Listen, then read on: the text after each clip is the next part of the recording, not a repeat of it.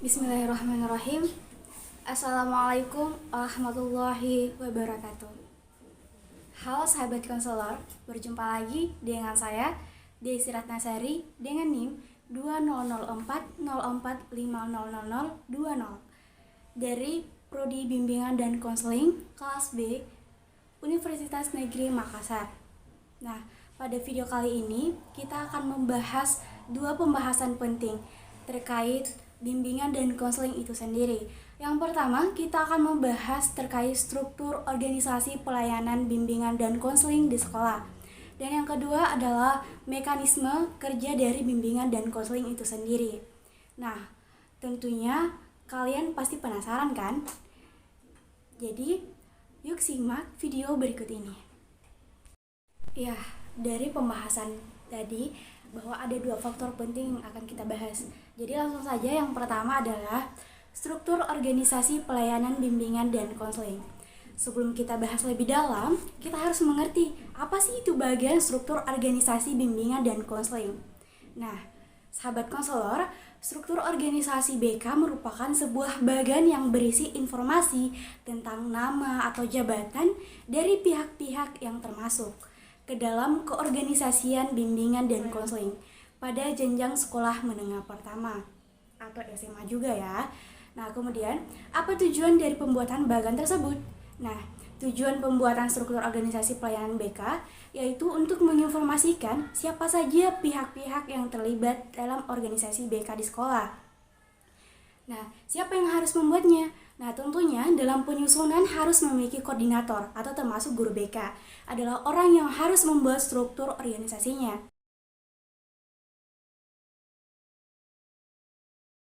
Sebelum kepala sekolah ada yang dikatakan dengan Kandepdiknas, adalah personil yang bertugas melakukan pengawasan dan pembinaan terhadap penyelenggaraan pelayanan BK di sekolah. Dalam hal ini, pengawasan sebagaimana dimaksud dalam petunjuk pelaksanaan BK di sekolah. Kemudian ada kepala sekolah bersama dengan wakasek atau wakil kepala sekolah adalah penanggung jawab pendidikan pada satuan pendidikan seperti SLTP, SMA, SMK secara keseluruhan, termasuk penanggung jawab dalam membuat kebijakan pelaksanaan pelayanan BK. Kemudian ada yang dikatakan dengan komite sekolah, di mana adalah organisasi yang terdiri dari unsur-unsur sekolah, baik orang tua dan tokoh masyarakat yang berperan membantu penyelenggaraan suatu pendidikan yang bersangkutan. Kemudian ada yang dikatakan dengan tenaga ahli, di mana tenaga ahli ini berperan memberikan rekomendasi kepada kepala sekolah dan guru pembimbing tentang kondisi siswa. Kemudian tata usaha. Nah, di sini tata usaha adalah pembantu kepala sekolah dalam penyelenggaraan administrasi dan ketatausahaan. Kemudian, nah, ini adalah wali kelas, di mana adalah guru yang ditugasi secara khusus untuk mengurusi pembinaan dan administrasi seperti nilai rapor, kenaikan kelas, kehadiran siswa satu kelas tertentu. Kemudian, koordinator BK bersama konselor sekolah adalah pelaksanaan utama pelayanan BK. Kemudian guru mata pelajaran adalah pelaksanaan pengejaran dan praktik atau latihan. Kemudian yang terakhir adalah siswa, adalah peserta didik yang menerima pelayanan, pengajaran, praktik atau latihan, dan bimbingan di SLTP, SMA, dan SMK.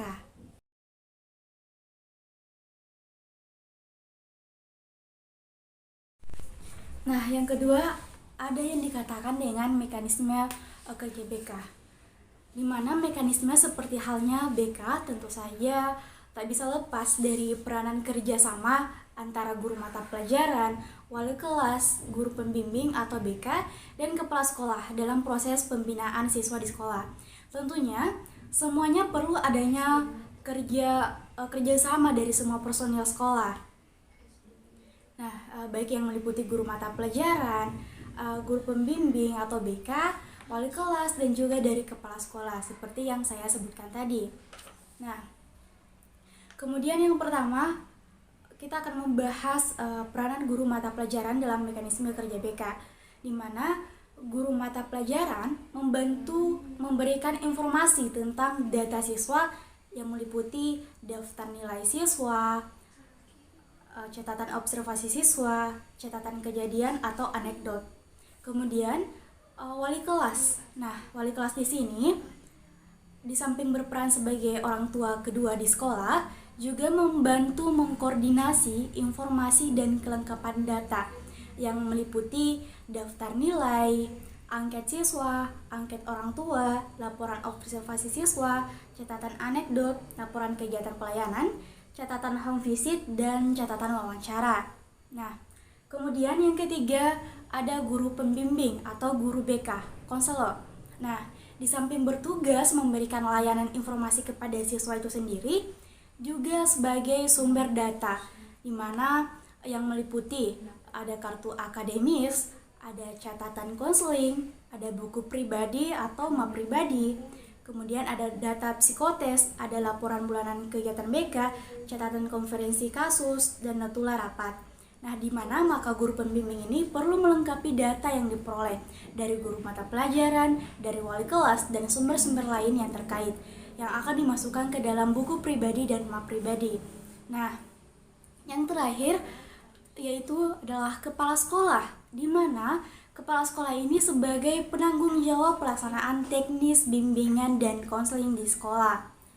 Perlu mengetahui dan memeriksa semua kegiatan yang dilakukan oleh guru mata pelajaran, wali kelas, dan guru pembimbing atau guru BK itu sendiri. Nah, di mana kegiatan pembimbing yang perlu diketahui kepala sekolah antara lain yakni melaporkan kegiatan bimbingan dan konseling sebulan sekali dan laporan tentang kelengkapan data. Nah, untuk lebih lanjutnya saya akan membacakan atau menceritakan alur dari mekanisme kerja BK itu sendiri. Nah, yang pertama kita membahas terkait guru mata pelajaran, di mana guru mata pelajaran di sini yakni ada dikatakan daftar nilai siswa, di mana daftar nilai siswa ini akan diteruskan kepada wali kelas. Nah, di mana wali kelas juga ini membagikan kepada guru BK atau konselor. Nah, terkait kartu akademis. Nah, kemudian setelah kartu akademis ini akan diteruskan kembali ke dalam buku pribadi atau map pribadi konselor. Nah, kemudian di sini ada catatan observasi siswa, di mana catatan observasi siswa ini akan diteruskan ke guru BK atau konselor dan juga diteruskan ke dalam buku pribadi dan map pribadi konselor itu sendiri. Kemudian ada di sini dikatakan terkait catatan kejadian atau anekdot. Nah, di mana anekdot di sini akan dibagikan ke wali kelas. Nah, di sini ada laporan observasi siswa. Nah, itu tadi terkait guru mata pelajaran. Nah, kembali lagi ke wali kelas. Nah, di sini wali kelas sudah dijelaskan tadi ya di awal bahwa beberapa yang pertama ada daftar nilai siswa. Tadi sudah dijelaskan ke guru mata pelajaran ya alurnya. Kemudian langsung saja ke angket siswa. Nah, angket siswa ini akan diteruskan ke guru BK atau konselor ke dalam buku pribadinya atau map pribadi konselor. Kemudian ada angket orang tua siswa. Sama tadi angket siswanya ini akan diteruskan ke guru BK atau konselor ke dalam buku pribadi dan map pribadinya. Kemudian ada laporan observasi. Sama tadi sudah dijelaskan alurnya dari guru mata pelajaran ke wali kelas dan guru BK atau konselor ke dalam buku pribadi dan map pribadinya. Kemudian ada yang dikatakan catatan anekdot dari wali kelas. Nah, di mana catatan anekdot ini akan diteruskan kembali ke guru BK atau dimasukkan ke dalam buku pribadi atau map pribadinya. Nah, setelah catatan anekdot ini ada yang dikatakan terkait laporan kegiatan pelayanan. Nah, laporan kegiatan pelayanan ini langsung akan diteruskan ke kepala sekolah untuk diketahui apa saja laporan kegiatan dari wali kelas itu sendiri. Nah, kemudian ada yang dikatakan dengan catatan home visit, di mana catatan home visit ini kembali lagi akan diteruskan ke buku pribadi atau ke buku pribadi atau map pribadi dari konselor. Nah, yang terakhir dari wali kelas ada yang dikatakan terkait catatan wawancara. Nah, catatan wawancara ini sama halnya tadi bahwa akan diteruskan ke guru BK atau konselor untuk dimasukkan ke buku pribadi atau map pribadinya. Nah, itu tadi terkait wali kelas itu sendiri. Kemudian kita beralih ke guru BK atau konselor. Nah, di mana tadi sudah dijelaskan ketiga alur ini ya. Kemudian kita kembali ke data psikotes. Nah, data psikotes ini juga akan dimasukkan atau diteruskan ke buku pribadi atau map pribadi konselor itu sendiri. Nah, kemudian laporan bulanan kegiatan BK. Nah, laporan kegiatan layanan BK ini harus diketahui kembali ke kepala sekolah.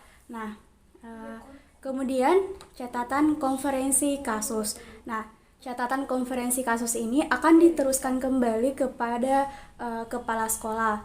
Kemudian yang terakhir dari guru BK ada notula atau rapat ya, akan diperiksa oleh kepala sekolah. Nah, itu tadi terkait guru BK dan atau konselor.